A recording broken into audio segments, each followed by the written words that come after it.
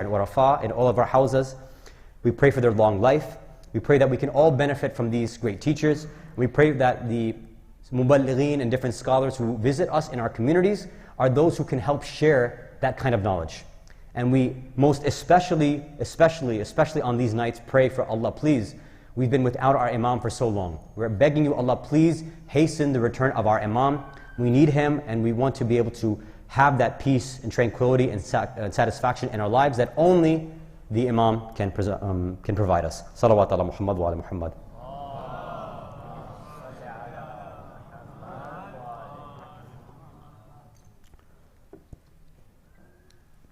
I think if we really think about it, we really are honest and open, we think clearly. Karbala itself is a mu'jiza. If you take a critical look back at history, exactly what was happening from the time of the Prophet, as they went forward, he passes, Saqifa takes place. As we go forward and see these different individuals coming and slowly cutting away at the true meaning of Islam, then we see the state of how Islam was, what level it reached during the time of our beloved Imam. Imagine someone, just these few, less than 100 individuals, standing up to an army of thousands and thousands of thousands. And from that small little sacrifice, just a few hours on the battlefield, at most, from this, Islam is revived. If that is not a mu'jiza that we appreciate, then what is a mu'jiza? This is the mu'jiza of Azah as well. Every year when we are feeling spiritually down, how is it that through this crying, through this lamentation, poetry, chest beating, sponsoring, food, all these different actions, we feel as though we're refreshed, we're reborn. This is itself a mu'jiza as well. No other faith has anything like this. This is a gift straight from Allah to us that no one else can provide. And for many of us, now on this night, the 12th night, after Sham-e Ghariban, for many of us we say now, the tragedy of Karbala has come to an end. The ghurba, the bala, the trials, the tribulations, it's all finished now. The battle is done. The women, children, they have water now, that's it. But that's only for the men, for the warriors, the shuhada. For the women and the children, for Imam Sajjad, now this is where their trials and tribulation begin. This is where the bala begins for the Ahlul Bayt, for the Ahl Haram. Now the message of Karbala has to be spread all throughout. The mu'jiza that took place on the plains of Karbala needs to be spread to all the other Muslims. They need to be told what happened on this night, what happened on this day. The shock of what happened on Asr al-Ashura has now worn off on the women and children. They begin to understand exactly what just took place. Now the shock of not seeing Abbas has gone. The shock of not being near Akbar has left. Rabab's shock of not being with her baby Asghar now is gone. Now they understand that this is a mission for them.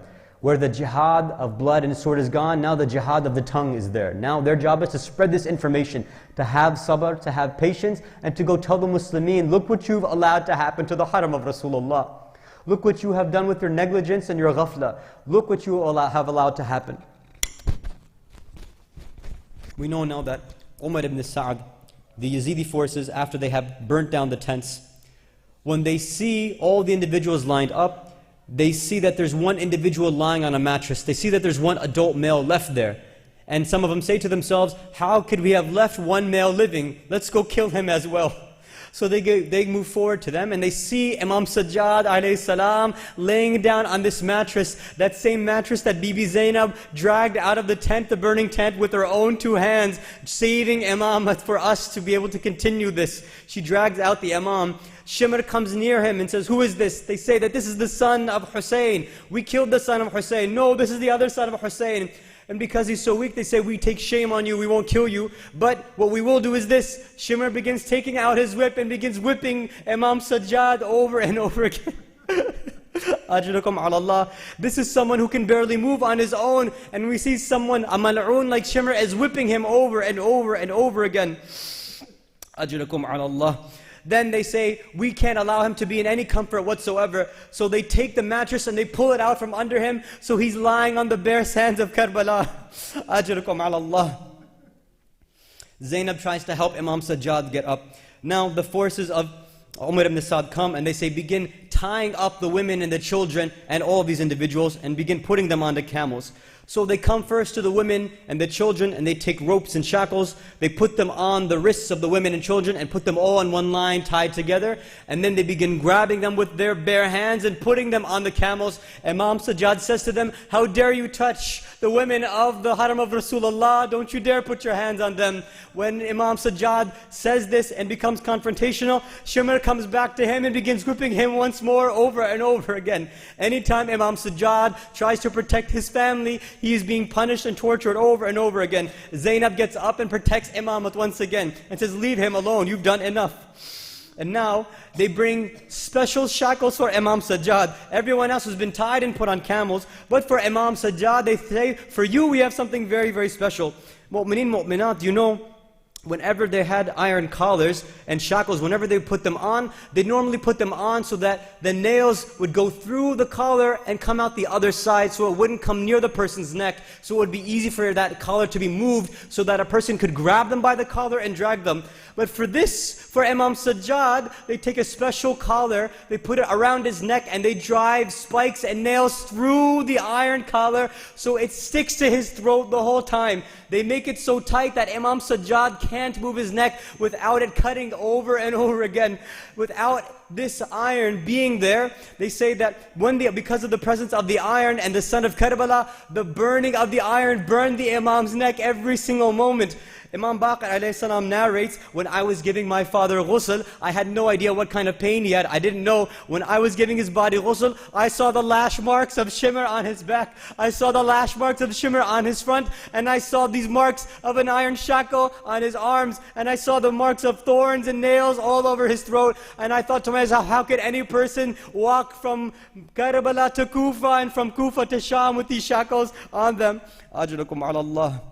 As Umar ibn Saad now takes them one by one through the battlefield, saying, look at what we've done to your friends and your family members. Look at what we've done to them. When Imam Sajjad comes and he sees the headless body of his father, Bibi Zainab sees his face. He sees that his face has gone pale. And she says, Ya Imam, why has your face gone pale like this? And she says, why should he replies to his aunt Zainab, why should I not die when I see my father in this kind of state, when I know I couldn't do anything to protect my father? When Bibi Zainab sees the state Imam Sajjad is in, she falls off of her own camel, and because she's connected to all the other women and children, all of the women and children fall down off of their camels. She jumps on top of the body of Hussein and says, Rabbana taqabbal minna hadha al-qurban. Allah, accept this sacrifice from us.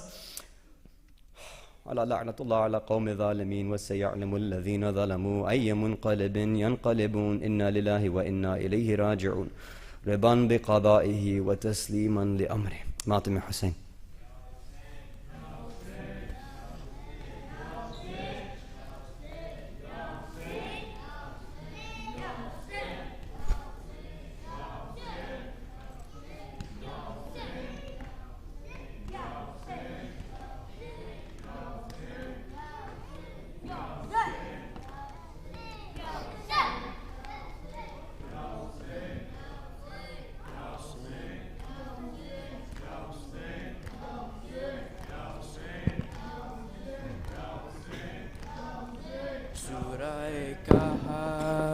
सुनाता है ये sir किसका है खून आँखों से बहाता है खून आँखों से बहाता है ये सर किसका है सूरह कहफ सुनाता है ये सर किसका है सूरह कहफ सुनाता है ये सर किसका है चलते चलते जो सकीना कहीं गिर जाती है चलते चलते जो सकीना कहीं गिर जाती है खुद को नेज़े से गिराता है खुद को नेज़े से गिराता है ये सर किसका है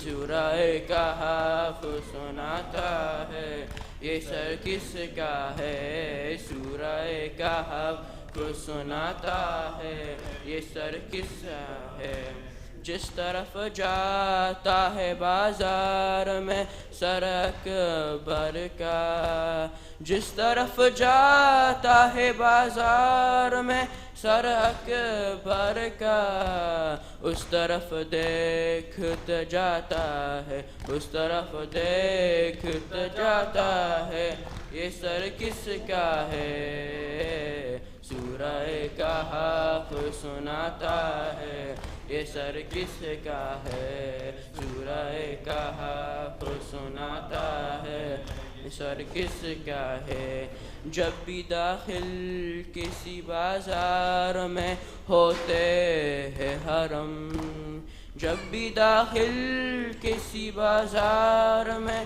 ہوتے ہیں حرم پہلا پتھر یہی کھاتا ہے پہلا پتھر یہی کھاتا ہے یہ سر کس کا ہے سورہ کہف سناتا ہے یہ سر کس کا ہے سورہ کہف سناتا ہے یہ سر کس کا ہے رات ہوتی ہے تو معصوم سی ایک بچی کو رات ہوتی ہے تو معصوم سے ایک بچی کو لوری نیزے سے سناتا ہے لوری نیزے سے سناتا ہے یہ سر کس کا ہے سورہ کہف سناتا ہے یہ سر کس کا ہے سورہ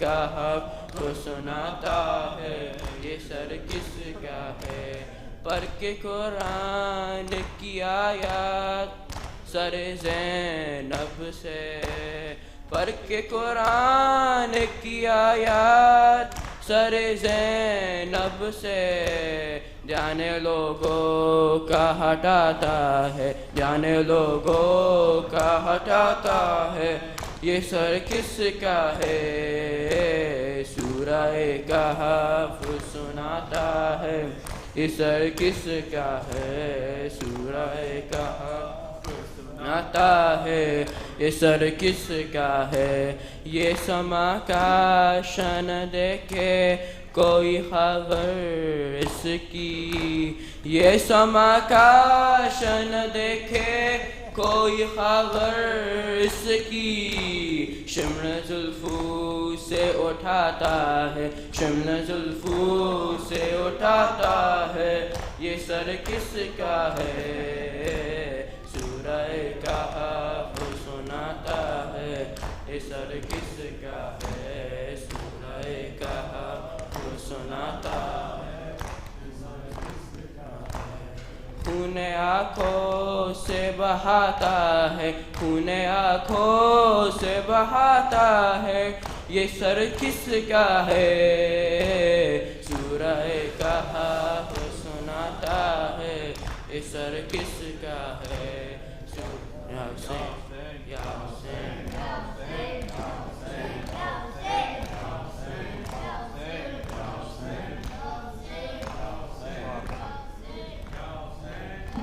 سورة المباركة الفاتحة.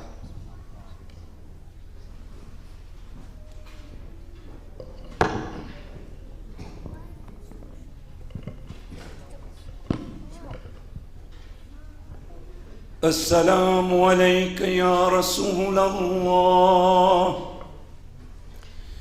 السلام عليك يا أمير المؤمنين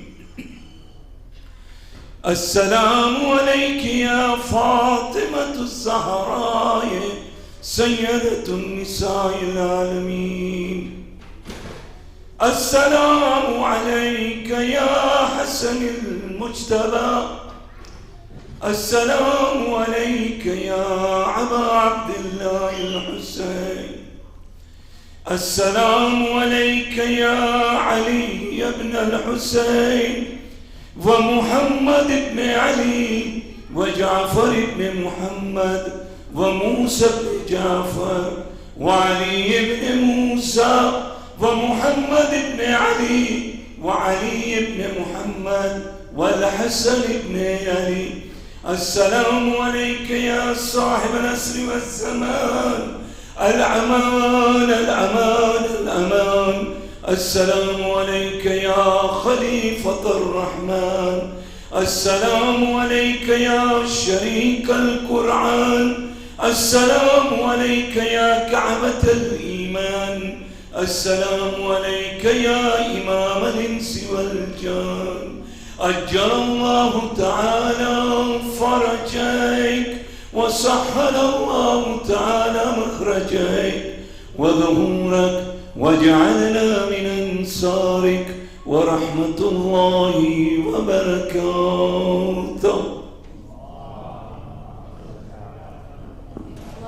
وآل محمد. بسم الله الرحمن الرحيم.